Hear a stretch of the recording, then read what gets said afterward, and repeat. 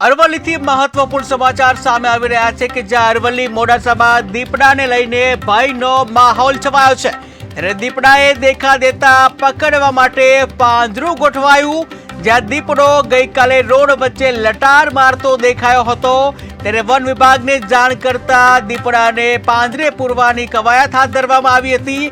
જ્યાં પહેલી તકે દીપડાને પાંજરે પૂરવાની લોકમાંગ ઉઠી છે।